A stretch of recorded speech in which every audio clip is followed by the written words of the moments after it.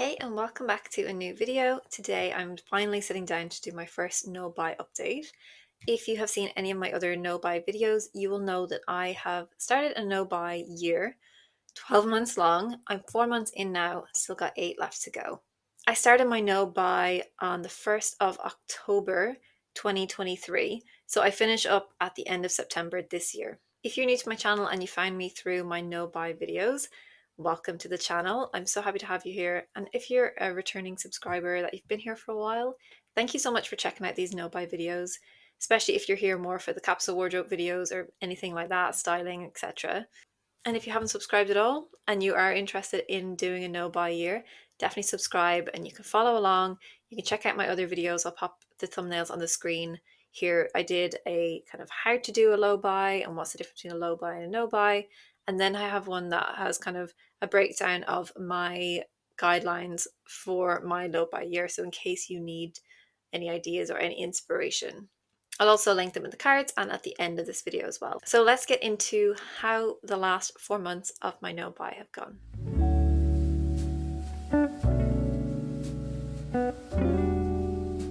So I'm sure you all want to know if I have bought anything yet, and I'm going to answer that last. I'm going to go through, I have a few bullet points to go through, just different things to share of like what's come up, because I'm mainly doing a no buy to work on my shopping habits, to work on that kind of emotional spending trigger that I seem to have.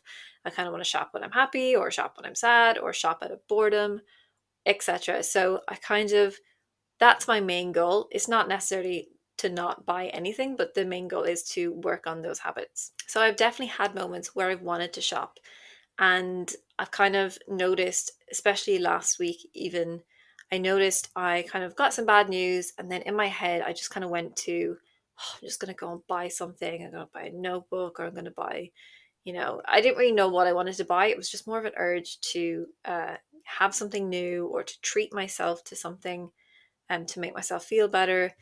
I was kind of on my way home from work, so I was passing shops, so it would have been so easy for me to just like go in and have a browse and then fall into the trap.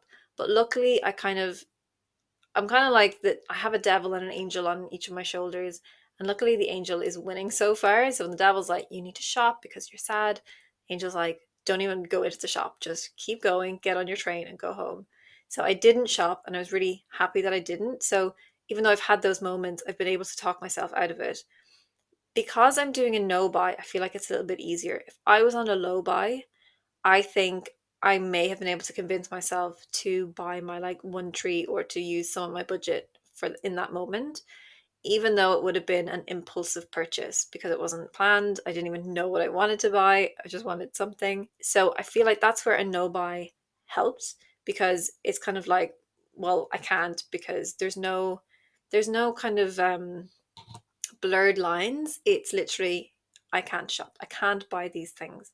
So if I do, I'm breaking my rules. Whereas with a low buy, the rules can be a little bit blurred and grayed. Um, so for those of you on a low buy, you might kind of notice in these circumstances, like it's kind of niggling at you a little bit more to get that impulse buy, because you don't have as clear cut boundaries, I suppose. This is where the idea of having like a wish list, or just keeping a list of things you want and that you intend to buy written down somewhere, even if it's on your phone or whatever, so that when you have those impulses, you can either buy one of those things or you're able to talk yourself out of getting something because it's not on your list. And that's where you can kind of avoid those impulse shopping. So although I've had those moments of I want to shop, I've been able to say, but I'm not going to. I definitely noticed myself being a little bit extra spendy around Christmas when I was buying presents. So I started at the 1st of October, and then I guess coming into like November, December, I started actually shopping and going into shops to buy things for other people. But I feel like my kind of urge to spend money was definitely probably satisfied around that time, just buying things for other people, which I guess can't really be avoided if I'm buying Christmas presents for friends and family. But I think it made it easier for sure. And then I guess with Christmas being in there as well, I did get a handbag from my husband for Christmas, which was a really nice treat. It's not necessarily something that I had on my wish list to get a new black handbag, even though it's a beautiful handbag. It wasn't necessarily like a planned addition to my wardrobe, so I love it. But that's just kind of something to be aware of when my birthday is coming up in a couple of months, if there are things I want, or maybe I should just be avoid kind of adding any like fashion related purchases or books or anything like that that I've put on my no buy list, avoid those. Or maybe I should be super specific and say, like, this is, if you want to buy me something like this is what you could get me, and just kind of make sure it's from my actual wish list of things that I really want. I don't really know how to go about that just yet. I still have a couple of months. My birthday's not till April. Any other Aries, let me know in the comments. So yeah, I think I'll figure that one out. Maybe I'll have to share that in my next update about either what I'm going to do or what I do in hindsight. Another thing I wanted to address, and I mentioned that I would in my last video, and I had a couple of comments about it, and it was great to have those comments and to kind of challenge me around this a little bit, is accepting items from brands and getting like free clothing or shoes or whatever. Um, and let me just start out by saying those items are never free. They always come as either part of a project that I'm working on with a brand that I might be paid for, so it's work, or if it's gifted, it's generally in exchange for something. Now, I have kind of cut out the gifting aspect of this because I don't want to be just getting free things sent to me and then be less intentional about it and then kind of be tied to creating content around something that perhaps I wouldn't have bought myself or I wouldn't have accepted if it wasn't free. Also, brands that aren't willing to pay me for my time, I'm just cutting that shit out, to be honest. So going forward, I'm only working with brands who are actually working with me on a proper project, paying me for my time and my content creation. I'm only going to work with brands who I feel align with my own values, whether that's creating a more kind of timeless capsule wardrobe or using sustainable fabrics, using ethical practices, kind of being versatile in a way that you can kind of get more out of just one item of clothing, being really high quality, those kinds of things. I only want to work with brands like that, and I only want to bring any like ads like that to you, because I don't want to be promoting things that I don't believe in myself or that I wouldn't spend my own money on. That being said, as someone who only has 6,500 YouTube subscribers, I say only because it is small in the YouTube world. I am appreciative of every single one of you, but I don't get that many big paid projects to work on. So a lot of the content that I'm putting out is just my own content. It's not affiliated with any brands. I'll share brands that I like if I like them, but not necessarily working with them.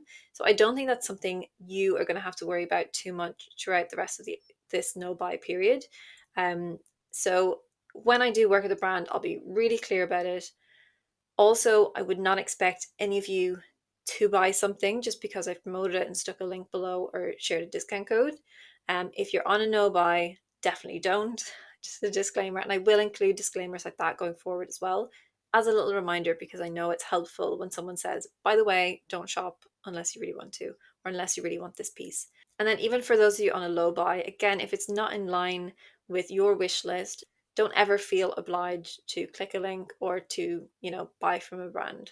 You can follow them on social media or something, check them out, maybe kind of have them in the background and see if something pops up from them that you do actually like, put it on your wish list. Make a note of the discount code. So maybe in a couple of months, if you want to buy something, then you can try and see if the discount code still works. But don't ever feel that pressure from me, especially to impulse shop when I'm sharing links or brands or products or anything like that. And then the last point on accepting those gifted pieces is kind of like what I mentioned at the start. One of my main goals for this no buy is to work on my shopping habits. And I don't feel like getting gifted items is necessarily me breaking that kind of intention because I'm not shopping. There's no emotional connection between me and those products. I'm not like impulse shopping because I'm sad. I'm not working with brands because I'm sad, or anything like that. It feels different to me, and I get that it could look completely the same for you, and you're like, I don't get free things, and I'm trying to do no buy, and I'm not getting anything new into my wardrobe, and I totally get that. So I'm just going to be really conscious of that when I'm kind of moving forward. It's only another 8 months. Chances are I'll probably only work with a handful of brands in that time. So we'll see. Another great thing that I've noticed is that I'm spending a lot less time on Vinted. I just checked and my last Vinted purchase was on the 29th of September, so I have been good. That was the last purchase for myself. I did buy a few things for my husband on Vinted over Christmas, and I used my Vinted balance as well, so I kind of cleared that out so I wasn't tempted to buy things for myself. So yeah, I've spent a lot less time just scrolling and looking at things because I don't want to tempt myself. I also don't really go into like shops and I don't even look on like websites and things. A little bit for work, you know, if I'm finding kind of inspiration, like styling inspiration or products for clients, things like that. But I try and avoid them at all costs for myself. If I see a link, if I see like, you know, someone share something they like, I'm just not going to click into it because I don't want to tempt myself because I'm just not sure how strong I am only this many months in.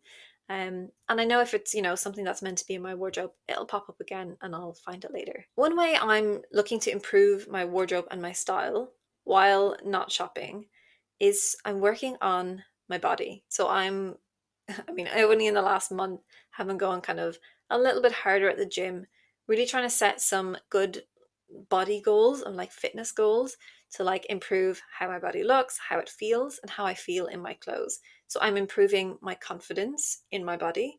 And I feel like that is going to lead me to dress it a little bit differently if I'm more confident about certain areas of my body, namely my stomach. I've mentioned a million times that I bloat a lot, or it's not necessarily even bloating, but just like stomach distension. It's like when I eat a lot of food, I just find it hard to hold it all in. So I'm working on my core to really strengthen my core and just to make sure that I feel more confident when I wear tighter fitting clothes. So it's just something I want to work on for me and for my confidence levels. It's not something that I'm telling you you need to go out and change your body in order to have better style or a better wardrobe, but it's just something really personal for me and I just find it's an interesting connection to my style because to be honest I have so many like really like knitted dresses that I don't reach for that much, even though I love them and I think they're really true to my style, but I don't wear them that much because they're quite figure hugging and I just don't feel comfortable in them. So to sum up, did I buy anything in this no buy period? The answer is yes. I actually bought a Christmas jumper, a secondhand Christmas jumper, which was absolutely pointless because I didn't wear it. And so I definitely let myself down in that area. And I was kind of thinking, well, it's just a Christmas jumper. It's not part of my style. It's for like a Christmas jumper day at work. And I kind of made excuses like that. Um, I didn't need it. It was probably impulsive. It was, yeah, it wasn't even my color. And I think I've already gotten rid of it and sent it to a charity shop again. I also mentioned in one of my last no buy kind of guideline videos that I had started to include not buying coffees during the week or any takeaway coffees for that matter, not buying any books, not buying any stationery. I haven't bought any coffees. I've kept that rule. I'm doing really well. And I even haven't gone out for my like weekend coffee treat yet, but I'm hoping to do that today. So I'm very excited about that. But I feel like that's definitely saved me a good chunk of money this month. And it's nice not to be like, will I buy a coffee? Won't I buy a coffee? It's like, you're not buying a coffee and that's it. I haven't bought any stationery. In fact, I actually decluttered my stationery. I went through all of my notebooks. Any that just had like one or two pages written in, I tore them out and I actually just put them in a nice box outside my house on the street. And within a couple of hours, they were all gone. So some of my neighbors got some really nice new notebooks. And did I buy any books? Yes, I bought one book. My rule was not to buy any books until I've read all the ones I have, but I've gotten really into like womb connection and womb healing lately. And I wanted to get this person's book for a good while. So I did buy that and it's arriving today. So I'm excited about that. But it's not a book that I don't have any other books on that topic. And it's just part of my kind of healing journey this year that I want to look into that. So I don't feel bad about buying that at all. But I am going to read the rest of my books before I kind of start buying more personal development ones. Hope you enjoyed that little update. I hope you are doing really well in your no buy year, no buy month, no buy whatever it is. If you did no buy January, I would love to know how you get on because we're finished. And if you are about to embark on a no buy February, then definitely check out these two videos on the screen, how to do a no buy and kind of the difference between a low buy and a no buy and which might be right for you. If you haven't subscribed to my channel yet, I'd really appreciate if you do so. It really helps to get my videos out to more people so that more people can create a more mindful wardrobe and work on their shopping habits, and it just helps my channel to grow. And wouldn't it be amazing if this was just my full-time job? Thank you so much for watching today, and I'll talk to you all really soon. Bye.